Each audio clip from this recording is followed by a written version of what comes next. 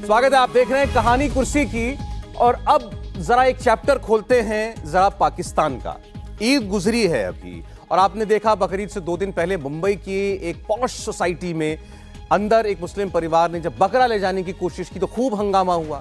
Society के लोगों ने कहा कि बकरा सोसाइटी के अंदर नहीं जा सकता, इसकी कुर्बानी सोसाइटी के अंदर नहीं दी जा सकती। इस घटना को सोशल मीडिया पर एक अलग एंगल के साथ ट्रेंड कराया गया। बकरे और बवाल की आड़ में देश को बदनाम करने और माहौल खराब करने की एक साजिशन ऐसा लगा कि कोशिश हुई कि देश के अंदर अब मुसलमान क्या अपना त्योहार भी नहीं मना सकते? क्या एक मुस्लिम परिवार जो है इतनी, अब देश में ऐसे हालात हैं कि ईद पर वो केवल बकरा अपने घर के अंदर नहीं रख सकता। इससे बड़ा आपको क्या सबूत चाहिए कि मुसलमानों के ऊपर देश में जुल्म हो रहा है? ये एक नैरेटिव था। अब आपको पाकिस्तान का एक वीडियो दिखाने जा रहा हूं और वो लोग भी देखें जिनको लगता है कि हिंदुस्तान में कुछ जुल्म ज्यादतियां हो रही हैं। पाकिस्तान में मस्जिद में जाकर पुलिस वाला ऐलान करता है कि जो लोग मुसलमान नहीं हैं वो कुर्बानी नहीं दे सकते। आप कहेंगे इसमें क्या अजीब बात है, वो जो मुसलमान नहीं है वो कुर्बानी क्यों देगा ईद के दिन? लेकिन वो पुलिस वाला मस्जिद में खड़ा होकर मुसलमानों के लिए ही यह बात कह रहा था। वहां एक वर्ग मुसलमानों का मुसलमान होते हुए भी क्यों मस्जिद में नमाज नहीं पढ़ सकता, क्यों कुर्बानी नहीं दे सकता और क्यों अपने साथी मुसलमानों को ईद की मुबारक नहीं कह सकता? आप जरा सुनिए उस पुलिस वाले की बात। ऐलान पूरे पिंड वास्ते किया जाता है कि अज बड़ी ईद है और लोग जिहड़े ने साडे मुसलमान ये सुनते इब्राहिमी अदा कर रहे हैं। तुहाडे पिंड विच कुछ लोग ऐसे ने जिहड़े गैर मुस्लिम ने, लिहाजा अगर कोई गैर मुस्लिम कुर्बानी अदा करना चाहता है तो वो वास्ते ऐलान है कि पहले वो अपने आप को मुसलमान करे फिर कुर्बानी अदा करे। अगर कोई बंदा जिहड़ा कि मुसलमान नहीं, अगर उन्हें कुर्बानी की तो उसके खिलाफ सख्त कार्रवाई अमल चलाई जाएगी। कोई बंदा अपने आप को कानून के दायरे में इस तरह ना लवे वो पहला मुसलमान हो। दोबारा ऐलान सुन लो, कोई बंदा अगर कुर्बानी करना चाहता है जिहड़े कि गैर मुस्लिम ने, वो पहले मुसलमान हो फिर कुर्बानी करने की उन्होंने इजाजत दी जाएगी। अगर कोई गैर मुस्लिम कुर्बानी करेगा तो उसके खिलाफ सख्त कार्रवाई अमल चलाई जाएगी। मैं थोड़ा क्लियर कर देता हूं कि आप सोच रहे होंगे अभी भी कि ये किसके लिए कह रहे हैं। हमारे पूरी दुनिया में कई जगहों पर अहमदिया मुसलमान होते हैं। मुसलमानों में जैसे आप बरेलवी कहते हैं, देवबंदी कहते हैं और जानकार लोग अलग अलग जो हैं उसके फिरके बताते हैं। ऐसे ही एक फिरका होता है अहमदी। हमारे यहाँ हिंदुस्तान में भी अहमदी मुसलमान होते हैं, पाकिस्तान में लेकिन अहमदियों को मुसलमान नहीं माना जाता। यहां तक शर्त है अगर आप पाकिस्तान में अपने लिए पासपोर्ट लेने जाते हैं या पासपोर्ट को रिन्यू कराने जाते हैं तो आपको हर व्यक्ति को एक फॉर्म साइन करना पड़ता है जिसमें वो ये देता है, अपनी गवाही देता है कि मैं अहमदियों को मुसलमान नहीं मानता, और तब जाकर के उसको पासपोर्ट मिलता है। तो ये पुलिस वाला जो कह रहा था पाकिस्तान की मस्जिद में खड़ा होकर, वो अहमदी मुसलमानों के लिए कह रहा था कि आप पहले मुसलमान बनिए और तब आप कुर्बानी देंगे। आप सोचिए उस अहमदी कादियानी कहते हैं क्योंकि वो जगह से हिंदुस्तान में आते हैं, तो उनके ऊपर क्या बीतती होगी। खुद मुस्लिम होते हुए वो ईद पर कुर्बानी नहीं दे सकता। तो ये वो लोग देखें जिनको लगता है हिंदुस्तान में बड़ा कुछ गजब हो रहा है माइनॉरिटीज के साथ। ना हिंदुस्तान का संविधान तो सबको गारंटी देता है और हिंदुस्तान में चलिए कुछ एलिमेंट्स हो सकते हैं जो इस तरह गड़बड़ियाँ करते हैं, लेकिन आमतौर पर देखा जाए तो हिंदुस्तान में कोई ऐसी समस्या नहीं है, ना सरकार की तरफ से हो सकती है ना संविधान की तरफ से। पाकिस्तान का तो मामला ही अलग है और पाकिस्तान की जो बुनियाद है वही कट्टरवाद पर थी। जब उन्होंने हिंदू मुस्लिम को अलग अलग कौम बना करके कायदे आज़म ने एक अलग मुल्क मांग लिया, और उसके बाद जिस तरह जिन्ना, अगर मैं एक बार बताऊं, मैं अडवाणी जी की उस बात से सहमत था कि जिन्ना अगर जिंदा रह जाते तो शायद पाकिस्तान का स्वरूप दूसरा होता, क्योंकि जिन्ना अपने आप में जो मुस्लिम समाज की जो तमाम प्रैक्टिसेस हैं उनसे अलग थे वो जी, और उनका जो पूरा तौर तरीका था, जीवन शैली थी, वो कई मामलों में गैर इस्लामिक थी, और इसके बावजूद पूरे पाकिस्तान ने उनको माना और आज भी उनकी तस्वीर हर जगह लगी हुई, उनसे बड़ा कोई शख्सियत नहीं है वहाँ पर। लेकिन उन्हीं जिन्ना के पाकिस्तान में ये ऐलान भी सुनने को मिल रहा है। अब फिर क्या मतलब है भाई, आप अपनी माइनॉरिटीज को कैसे ट्रीट कर रहे हैं? नहीं, ये तो माइनॉरिटी है नहीं, आप नहीं माइनॉरिटी भी आप मानते नहीं, वो उनको मेन स्ट्रीम में माना ही नहीं जाता कि ये मुसलमान है। वो एक अलग बहस है, अब वो उसमें तमाम तरह के तर्क दे देंगे कि साहब वो क्यों हम उनको मुसलमान नहीं मानते, वो कहेंगे गोरा मुसलमानों के साथ भी इस तरह के तमाम तर्क दिए जाते हैं। लेकिन मान लीजिए अगर वो माइनॉरिटी भी हैं तो अगर कुर्बानी देना चाहे तो उनको तो खुश होना चाहिए कि भाई हमारा त्यौहार मिलकर मना रहे हैं। जैसे हमारे यहाँ क्या है, हमारे यहाँ जब ईद आती है तो तमाम सारे हिंदू लोग मुबारकबाद देते हैं अपने मुस्लिम दोस्तों को। मैंने ही कल बहुत सारे लोगों को, तो आप भी देते होंगे, सब देते हैं। और कई बार हम लोग जाते हैं एक दूसरे घर में, सेवई खाते हैं, अगर मांसाहारी हैं तो वो बड़ी वो कबाब भी खाते हैं और एक दूसरे मिलते हैं। तो होली दिवाली में मुसलमानों की तरफ से आती है मुबारकें, रंग खेलते हैं तमाम सारे लोग, पटाखे छुड़ाते हैं बच्चे। तो अब अगर बकरीद के दिन कोई कुर्बानी देना चाहता है तो इसमें कौन सी आफत आ जाएगी भाई? हम तो कह रहे हैं वो जो मुंबई वाली घटना थी, हमने भी यहाँ अपने प्रोग्राम में उसकी बात की थी। आप उसको एक और सोचिए कि उस पर कितना बवाल खड़ा किया गया है और पाकिस्तान में क्या हो रहा है। और सौरभ, इसमें एक चीज और है कि जैसे जो लोग हिंदू धर्म से कंपेयर करते हैं वो ये देखें कि हिंदू धर्म, जो लोग भगवान को नहीं मानते हैं उससे भी हिंदू धर्म, वो भी हिंदू हैं। जो जानवर को भाई, उसमें भी जैसे सांप को हम लोग देवता के तौर पे देखते हैं, और यहाँ पे दूसरी स्थिति ऐसी दिख रही है। और लगभग 40 लाख की आबादी है। और ये मामला तो एक आपको अभी दिख रहा है, इसके पहले आप देखें तो वहाँ उनके मस्जिदों पे हमले होते हैं। बिल्कुल, मस्जिदों तो छोड़िए, उनके कब्रों तक पे हमले किए जाते हैं। और सिर्फ इस लिहाज से कि वो अपने पैगंबर को भी, वो उनके जो प्रवर्तक थे उनको पैगंबर के बाद अगली पीढ़ी वाला मानते हैं। ऐसा नहीं है कि वो पैगंबर से कोई विरोध रखते हैं। अरे उनका वो प्रॉफिट मोहम्मद को मानते हैं, उनके बाद मानते हैं कि उनके बाद भी एक हुए। हाँ, मतलब जो आखिरी पैगंबर की मान्यता है इस्लाम में नबी की, वो उसको नहीं मानते। और नहीं, उसको मानते नहीं, उसके बाद उनको लगता है कि हमारे प्रवर्तक भी उसी श्रेणी में, उनकी अगली वाली पीढ़ी के हैं। ऐसा नहीं कि उनको वो खारिज करते हैं। नहीं, उनको मानते हैं, बड़ा आखिरी नहीं मानते उनको। बाकायदा कानून बना रखा है। अगर वो माइनॉरिटी भी हैं आपके कानून के हिसाब से, तो माइनॉरिटी का ट्रीटमेंट देख लीजिए कि वहाँ पे माइनॉरिटी का ट्रीटमेंट किस प्रकार से हो रहा है। वहाँ 3-3 साल की सजा देने का प्रावधान है। तो इतनी मतलब कठोर स्थिति पाकिस्तान की, वो निश्चित तौर पे वैसे लोगों के लिए जो कि कंपेयर करने की कोशिश करते हैं, उनके लिए ये केस आई ओपनर। वो जो इस वीडियो में जो पुलिस वाला ऐलान कर रहा है उसमें वो धाराएं बताता है, दफाएं बताता है, कौन सी दफा आपके ऊपर लगेगी अगर आपने कुर्बानी दी ईद के दिन। तो वो सारी की सारी जो ब्लास्फेमी की वहां पर धाराएं हैं जिन पर मौत की सजा होती है, ईश निंदा जिसको कहते हैं, उन धाराओं के तहत आपको आरोपी बनाया जाएगा अगर आपने कुर्बानी दी है। अहमदियों के लिए ऐलान हो रहा था। सौरभ जी, मैं तो पहली लाइन यही कहूँगा कि ये समस्या हिंदुस्तान पाकिस्तान की नहीं है, मुसलमान की है। ये साफ साफ बोलना पड़ेगा। ये अगर हिंदुस्तान या पाकिस्तान की समस्या होती तो सिर्फ एक जगह होती। ये जहाँ जहाँ भी मुस्लिम देश हैं उन सब में ये समस्या होती है, उन सब में इस तरह के विवाद होते हैं। और मैं अभी भी बताऊं, हम लोग पत्रकार हैं, बहुत कुछ पढ़ते लिखते रहते हैं, हर दूसरे दिन पाकिस्तान की खबरें देखते हैं, पाकिस्तान के बहुत से पत्रकारों से बात करते हैं। फिर भी जब ये पुलिस वाला अभी ये वीडियो अनाउंस कर रहा था तो हमें लग रहा था कि ये बोल क्या रहा है। और ऐसी ही मानसिकता के लोग हिंदुस्तान में हैं जो अजीब अजीब सी बातें करते हुए टीवी पर बहस करने चले आते हैं। हमारे यहां वो संसद में बैठे हुए हैं जो कहते हैं कि सरकार कुछ भी कर ले, कोई यूसीसी लेकर आ जाए, हम तो शरिया मानेंगे। और ऐसे ही लोग इस देश में कहते हैं कि अरे, और फिर मैं कह दूं, ये इसीलिए हिंदुस्तान ऐसा है क्योंकि हिंदू यहां बहुसंख्यक है। ये बार बार ये बात हमें ध्यान में रखनी चाहिए। जहां कोई और बहुसंख्यक हुआ वहां इस तरह के नजारे आम होंगे। मैं तो कहूंगा दफा करो ऐसे, ये बेहुदे लोग हैं, ऐसे लोगों को हिंदुस्तान से दफा करो। ये दिख भले पाकिस्तान की मस्जिद में रहा हो, लेकिन यहां भी ढेर सारे लोग हैं जो इसी तरह की तकरीरें करते हैं, इसी तरह के तर्क, जो कुतर्क हैं दरअसल, लेकिन इसी तरह के तर्क देते हैं। और वो क्या कहते हैं, हम जो चाहते हैं वो करने दो।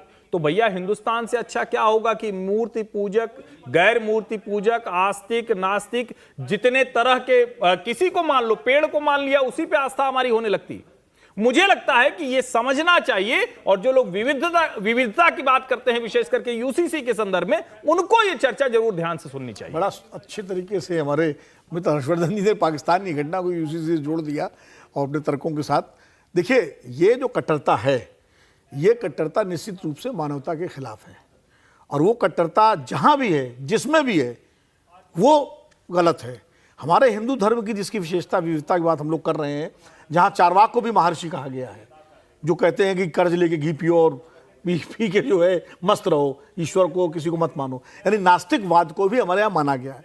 यही बहुलता, यही विविधता हिंदू धर्म की विशेषता है। सनातन धर्म की कई तत्व उसको भी कई बार चुनौती देने लगते हैं, वो भी चिंतनीय है और निंदनीय है। इसलिए इस मामले में बड़ी समग्र दृष्टि रखनी चाहिए। मैं तो ऐसे तमाम सारी ताकतों को मानवता के खिलाफ मानता हूं। ये देखिए, अभी जो है अभी हम जो खबर दिखा रहे हैं और दो तस्वीरें चल रही हैं, वो मुंबई के फ्लैट वाला हंगामा और ये पाकिस्तान में अहमदी मुसलमानों के खिलाफ मस्जिद में ऐलान। तो बहुत से लोग अभी ये कहेंगे कि आप तुलना ही क्यों करते हैं भारत की पाकिस्तान से। नहीं करनी चाहिए, लेकिन हर दूसरे चौथे तो हमें बताया जाता है ना कि भाई हम मुसलमान हैं। जब वो ये सारी बहस कर रहे होते हैं और जिसको डॉक्टर भीमराव अंबेडकर ने कहा, जिसको संविधान सभा ने कहा कि भैया रेजिस्टेंस है एक कोने से, बड़ा तगड़ा वाला रेजिस्टेंस है, इसलिए ऐसा करते हैं कि हम ये विवादित मुद्दे छोड़ देते हैं। क्यों छोड़ना पड़ा? क्योंकि जो पाकिस्तान चले गए, यहां जो रह गए उनको ये ना लगे कि हाय हसन हम क्यों पाकिस्तान न चले गए। बिल्कुल। तो इस वजह से सारी बहस होती है ना। तो जब आप मूल की बात करेंगे तो पाकिस्तान आएगा, और मैं फिर से कह रहा हूं पाकिस्तान हमारा हिस्सा था और पाकिस्तान हिस्सा है हमारा।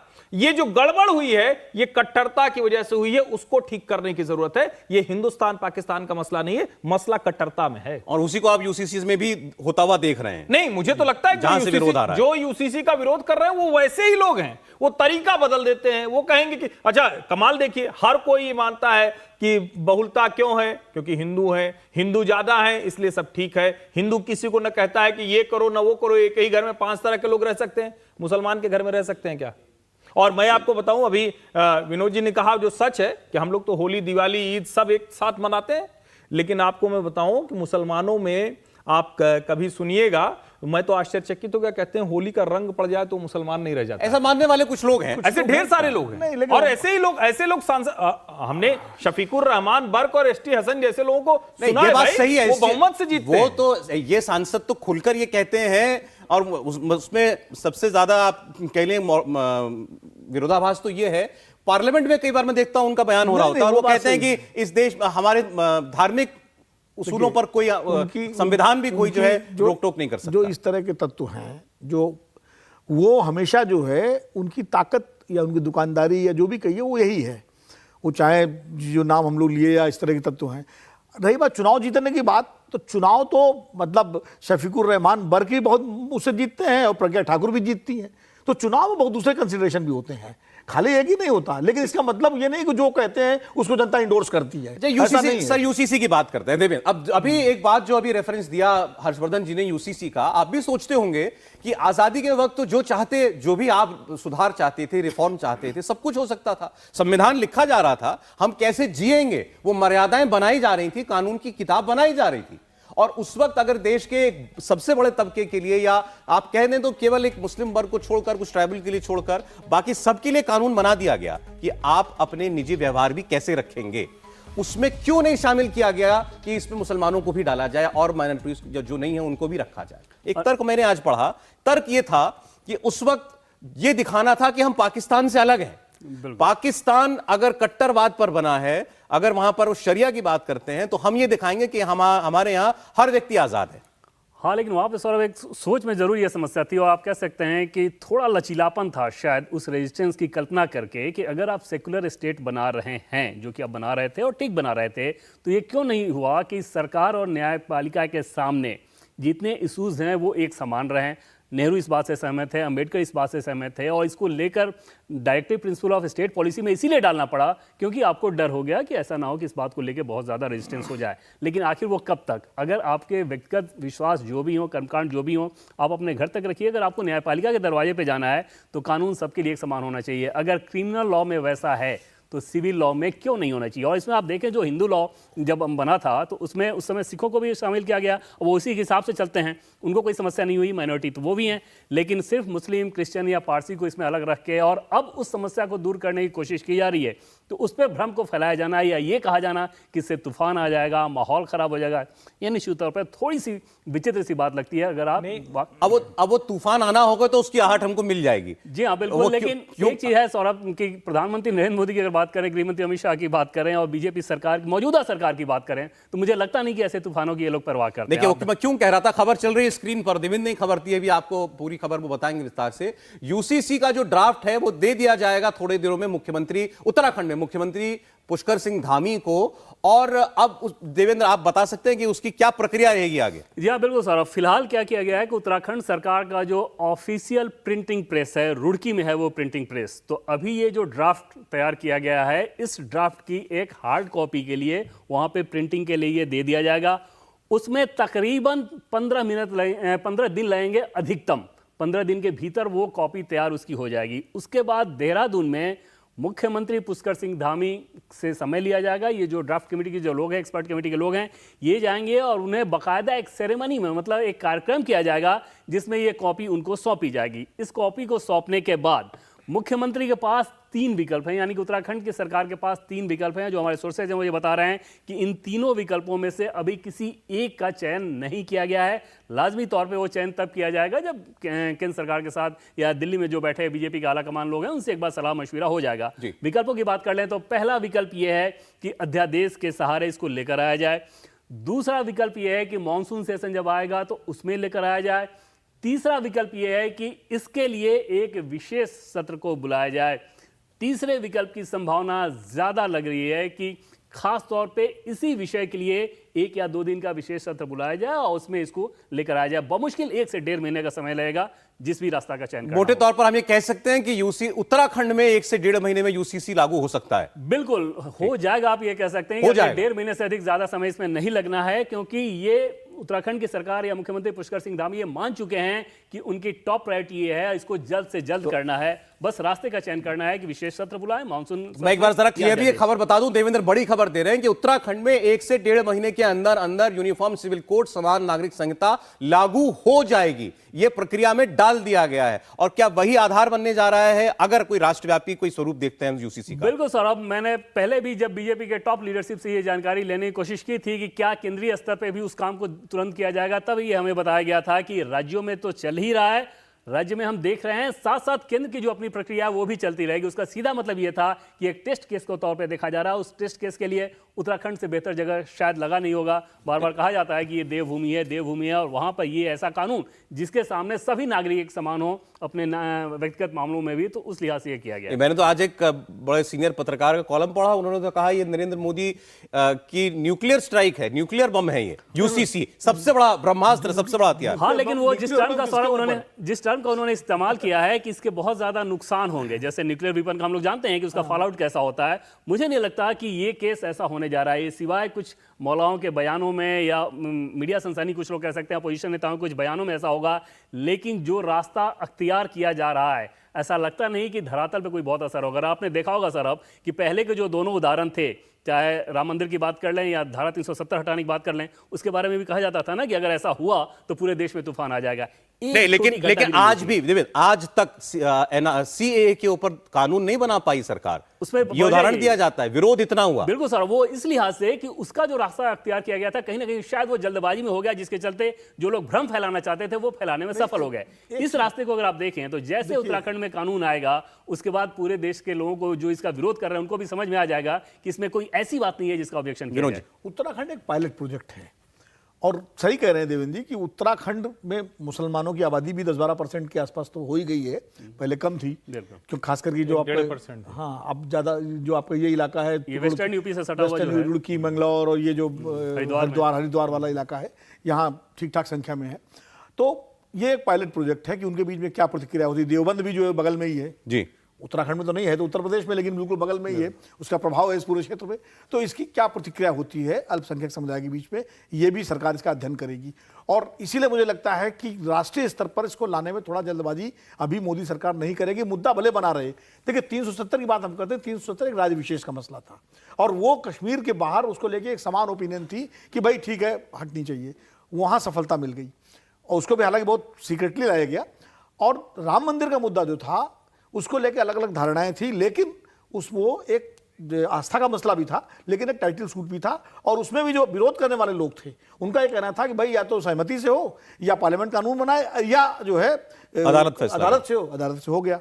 इसलिए उसमें भी ये मामला ऐसा है, ये पूरे देश का जुड़ा हुआ, इसमें सिर्फ मुसलमान नहीं है। अभी अकाली दल ने देखिए विरोध कर दिया है, श्रोमणी अकाली दल का बाकायदा बयान आ गया विरोध का कल जो है, बिल्कुल आ गया, है ना। अभी आदिवासियों के तमाम सारे मुद्दे हैं, तो ये थोड़ा सा सरकार भी संवेदनशील सरकार है भारत सरकार, और प्रधानमंत्री नरेंद्र मोदी के बारे में इतना मानता हूं कि वो इस बात को समझते हैं कि इसको जल्दबाजी में नहीं लाएंगे। ठीक है, पूरा इसको जो है सर समय खत्म हो गया है, लेकिन एक कमेंट हर्षवर्धन जी का इस पर, उत्तराखंड में ये हकीकत में बन जाए समान नागरिक संहिता का कानून, देश भर में पता चल जाएगा कि इसमें क्या है क्या नहीं है। नहीं, मैं तो कहता हूं देश को पता चल जाएगा कोई नुकसान नहीं है, और अगर नरेंद्र मोदी प्रधानमंत्री बनेंगे तो इसका लागू होना तय है। ये देश के लोगों को बहुत अच्छे से एहसास हो रहा है। इंडिया टीवी हर वक्त हर जगह डाउनलोड करने के लिए सर्च करें India TV news Google play store या ऐप स्टोर पर।